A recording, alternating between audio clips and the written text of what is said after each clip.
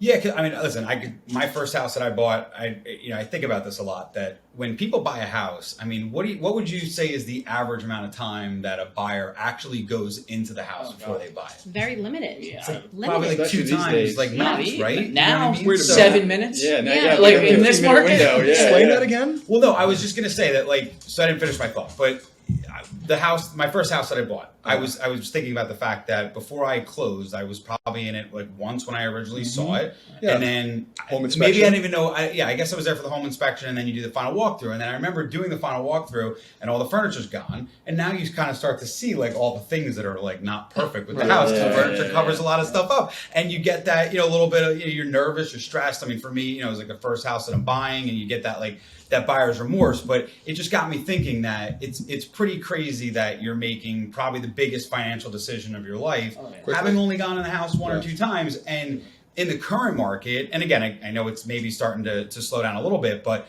this having to make a cash offer, waiving appraisals, waiving inspections.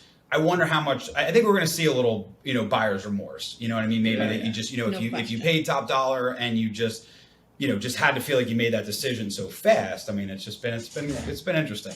And I think we're seeing it because, to me, I see more and more of the seller take a deal, that buyer do it a day or two later back out, because a lot of buyers are pushing themselves so far to the limit of what they could afford or what they wanted to spend or whatever it is, and they get so worked up and excited, and they'll do whatever they can to get the house, and a day or two later be like, what did I just do? And then a lot of agents are calling the second and third offer being like, the first one fell apart, and then your buyer's like, what happened to that first buyer? Why'd they fall? Why'd they leave? And stuff, and they kind of like, rattle. So I think I've seen that a couple of times where it goes to the second or third buyer, because I think buyers are kind of getting too emotionally over excited, and then a day or two later they're like, wait a sec, what, I didn't want to spend that much, or I didn't want to go over this budget or whatever. Well, it's like sometimes it's like you're the highest bidder, and then you're like, all right, wait a minute, did I miss something? Somebody else did I miss or whatever? You get some of that too, but that's interesting.